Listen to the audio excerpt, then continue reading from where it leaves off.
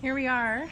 We're about to go into the milking parlor. We have a visitor center here at the dairy that is open 24 hours a day if anybody is interested in stopping by to see some milking. We'll talk about the milking times a little bit later, and we'll go right behind the scenes to take a look at what's happening because the cows are being milked right now. Inside here we have the chair of the department to give us on a tour.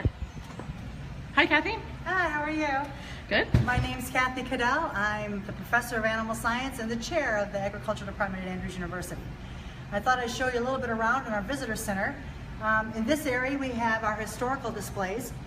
When students used to come to the dairy back in the 20th century, they could work their way through school, growing food for the students to eat and also to sell.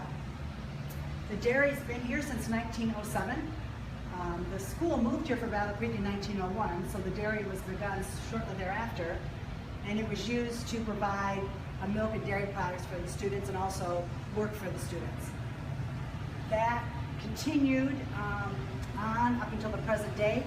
In the 1960s, up until the 1960s, we actually processed our own milk. And these pictures here show some of the workers straining the milk or bottling the milk and then delivering the milk around the community. That ended. I know people would like us to have milk here again available, but the government's increased the requirements and it's pretty expensive to set up a dairy processing plant here today. In the 1960s, we moved down to this location with the cows. This display case shows some of the awards we've won for milk production and butterfat production, and also some of the bottles from our old milk processing plant that we have, the College Dairy it was called, and you see an ice cream carton there as well. So there's some little bit of history for you. Over in the other side of the visitor center, we have the cow management displays, and we'll take a look at those. We have 700 cows here that we milk 3 times a day, and so they require a lot of care, obviously. The milking times are right here on this sign, 3 a.m., 11 a.m., and 7 p.m. We care a lot about our cows. We want to be sure they're comfortable, so we do what we can to make sure their beds are comfortable and that they're cool in hot weather like we're having today. We also are concerned about the cow's nutrition, and these 2 posters here discuss the feed that we give the cows and how the cow digests it with her special ruminant digestive tract. The cows are eating about 100 pounds of feed a day, so that's a lot of feed we have to prepare for the cows. Other posters in this room talk about how we keep our milk safe with healthy cows and cooling it quickly from 100 degrees coming out of the cow to 40 degrees. And then on the other posters about how we raise the calves, and we'll talk more about that when we go over and look at the calves. This big display window here is showing, you can watch how the cows are milked, and there's 2 signs that describe the milking process, but I think it's a lot more interesting to actually go in and see it and not just talk about it, okay? So let's go into the milking parlor, and we'll see how the guys are milking the cows, and how they're able to milk 700 cows in about 4 hours. We'll go in through this employees only door, special backstage access. Go ahead. And then we'll go right in here to the milking parlor. It's going to be kind of noisy. There's fans and noises, so but I think you'll still be able to hear me.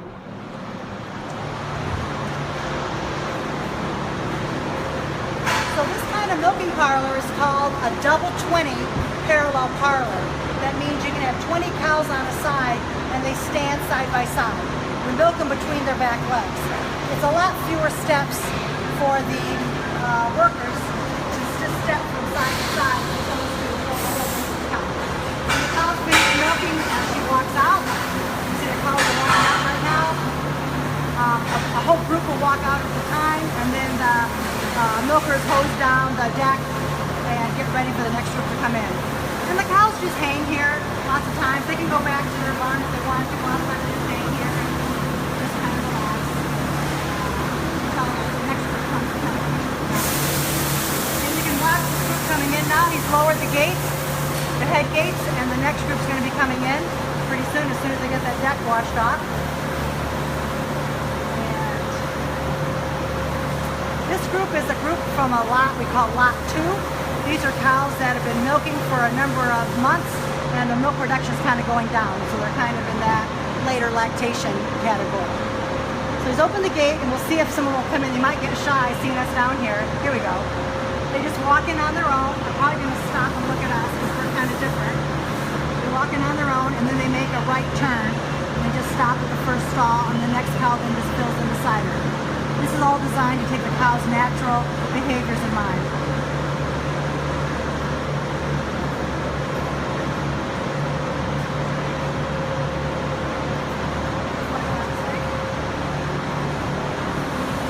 And then the cows are pre-dipped with a sanitizing solution.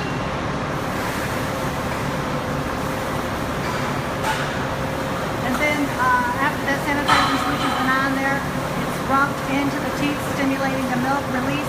The milk's up high in their cells right now in their udder, and it has to come down to the bottom, and then it'll be wiped off, and the milking machine will be attached. You see on the cow's leg, there's an orange box with a band. That is her electronic identification as well as a pedometer. So it says how many steps she takes, and that can give you a couple of bits of information. For instance, say she doesn't step very much, she could be getting sick. So the herdsman will then know that he needs to check on that cow, maybe she's getting sick. If she walks an awful lot more, maybe she's in heat, and maybe she needs to be bred. So when the cow comes in, her electronic ID is read, and you see up here in this display, her number comes up, and that will show her cow number, and then when the milking machine is attached, it will show how much milk she's given. Also, one nice thing about this keypad is, say a cow comes in with an injury or she's lame, the milkers can key in a code that says, check this cow out, because she might be getting sick. So the herdsman then know to check that cow for possible problems. The milkers see the cows 3 times a day, so it's very, very helpful. So he wipes off the teats. That stimulates her to squeeze the milk out of the cells on the top of her udder to come to the bottom, and then he'll put the milking machine on. Each cow has her own individual towel. We don't use the same towel on more than just one cow. So we wash the towels that are only used once. You see he's also wearing gloves. The gloves are not to keep him clean, it's to keep the cows clean. When you think about the surface area of your hand, all the ridges and fingerprints, all the places for bacteria to hide, the gloves are a much smoother surface and can be cleaned easily.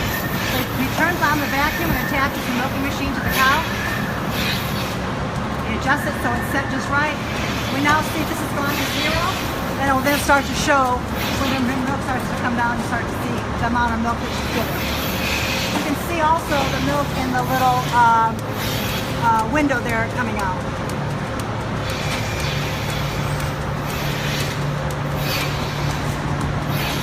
Then when the machine is set, so when the flow of milk drops to a certain level, it detects that and automatically turns off the vacuum and takes the machine off the cow so she's not overmilked. It takes about 4 to 6 minutes to milk one cow. Then after the machine comes off, they put another sanitizing solution on called a post-dip, and that helps protect from infections between milkers. All right, we're good here, okay? Let's go over and take a look at how this all begins with the baby calves, and we'll walk out to the calf barn. Bye, cows.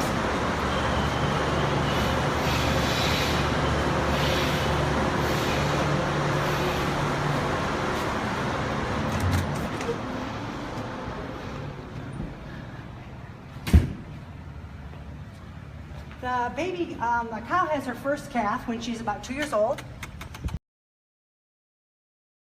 Have to give birth to make milk, just like any mammal, right? They have to give birth. So years ago, or even beef cows today, they don't have a lot of maternal instincts. They're curious about the calf, but she has her calf, she licks it. Other cows may lick it. You open the door, the gate, you give her a little pat on the hip and say, "Let's go, girl," and she'll walk out and leave it. People who have beef calves can't believe that a dairy cow would do that. But we have not selected dairy cows for maternal instinct, and so it's easy for them to separate. Now, if the calf stayed with the cow, then she would bond, and then you'd have a terrible time. So it's much better they just separate. They can't live together in their current conditions, you know, a big animal and a little animal, in the way we have dairy farms today. So it just works out better to do it that way. Anyway, the calves are fed the first milk that the cow gives. It's called colostrum. It's really full of nutrients. immunoglobulins to help give them some immunity to protect them from diseases. Very essential that the calf gets that. And then after that first day or two of getting that kind of milk, then the calf is given whole pasteurized milk. It's milk from our own cows, milk that for some reason we can't sell. It might be from a cow that's been treated or something.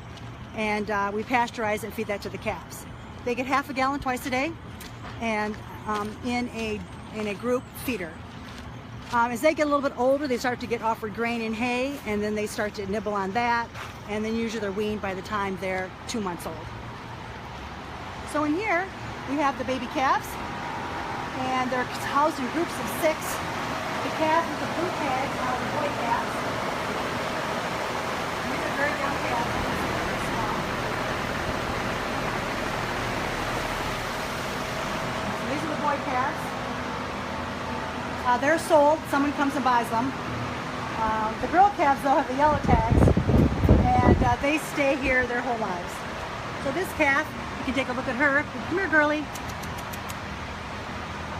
Oh, she doesn't have her number. That calf back in the corner, see her right above the numbers, it says 8-2. That means she was born today, August 2. So she's just a little one. Just a little one. And so they're out in the water all the time. You can see some of the grain that they have. That they learn to eat the grain. Whole grains are better for them chewing and developing that first compartment of their stomach called their rumen. But they're very curious and very... But you can see he still has his navel cord. See that? Here, I'll get him. See his navel cord? It's still drying off. So he's just a little one too. And then as the calves get older, they don't learn how to be in group pens. With more calves, and slowly get used to being in bigger groups, so they can get adjusted to that. But that's how they'll be living. Okay. All right. Let's walk over now to the barn that has the most different kinds of groups of cows in it. It has 5 groups of cows in it. It has the cows that are not giving milk. They're called dry cows. They're pregnant. They're waiting to have their next calf. And then we have the cows that are soon to have their calf, the close-up group. They get a special diet. Then we have the cows that are giving birth in the maternity pen. And then we have the cows that have after the given birth. I'm just trying to think what's the best. We want to go to that barn over there. So the best way to get through here, maybe. Yeah, so they did some cleaning, and so we've got some wash here to deal with. Another part of the dairy. Yeah. Mud. Yeah. Kind of tiptoe through this part. It was dry yesterday when I was down here. After the cow has her calf, we actually monitor her for 2 weeks. We check her urine every day to be sure that she's staying healthy. It's a big metabolic shift to go from not milking to milking, particularly for these kind of animals, and we don't want her to get sick and we don't catch it early. We want to be on top of it right away. You see here, these gates are set up so that the cows can go out to this exercise lot if they want to. The dry cows can. So we're going to go through the gates and walk down through the barn and find Christina, one of the assistant herdsmen, who's going to talk to us about what she does. So let's go through here, and these gates are hooked. We have to be pretty secure because the cows will rub on it, so go ahead. The cows will rub and we don't want them to get off.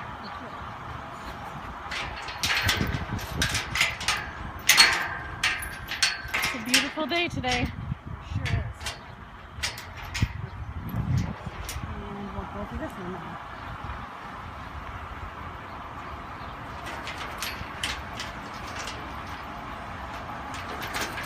So how many cows do you usually have in this area at a time? Probably a couple hundred. I don't know the exact, go ahead. I don't know the exact number of dry cows right now.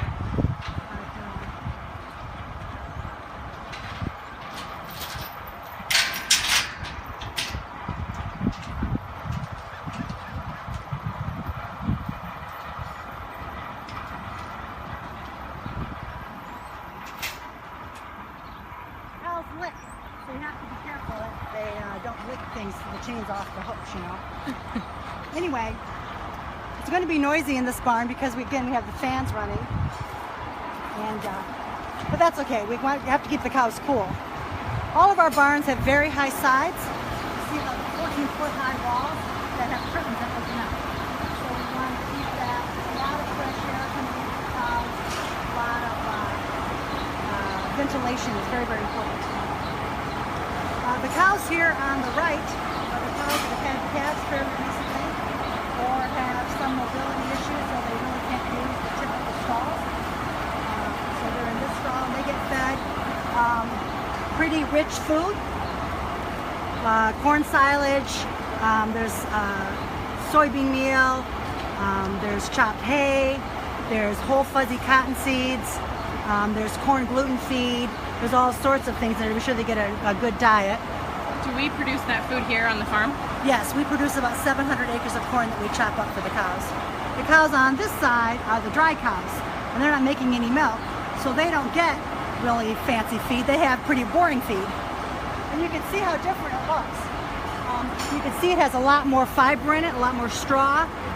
These cows need to stay full, but they don't need a lot of calories because they'll get too fat. So we want them to not feel hungry, you know, it's like being on a diet, eating a lot of celery. So you feel full, but you don't get fat. A cow that's fat has trouble giving birth, and we don't want that to happen.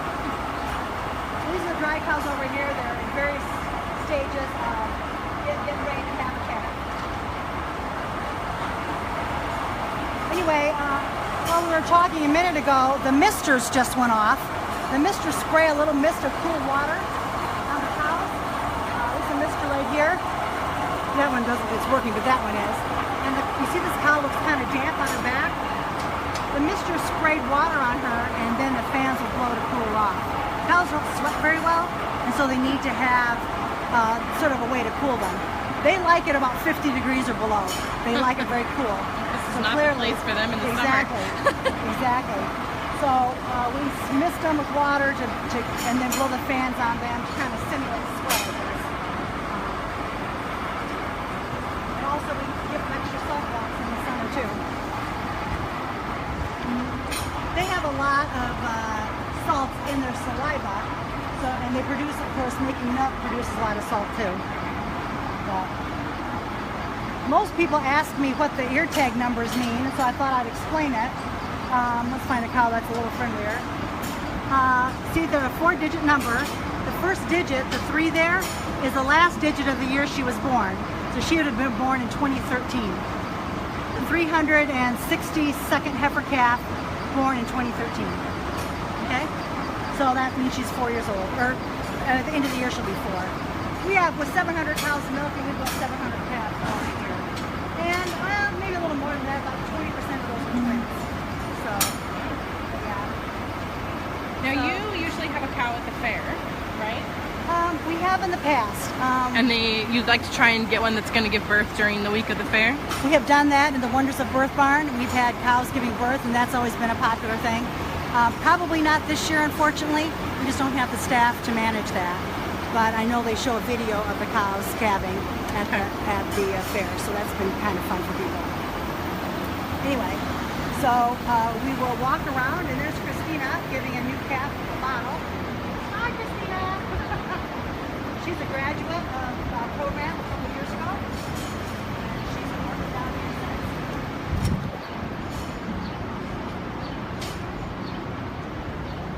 So we'll go on through here. Lots of gates, I know. There's a lot of gates. Probably more secure than... Well, yeah, and we don't want the cows getting out. So let's just step on over here. There's a couple of new ones right there. Resting after they get their food. After being born, it's kind of tough, you know, so they have to kind of take it easy.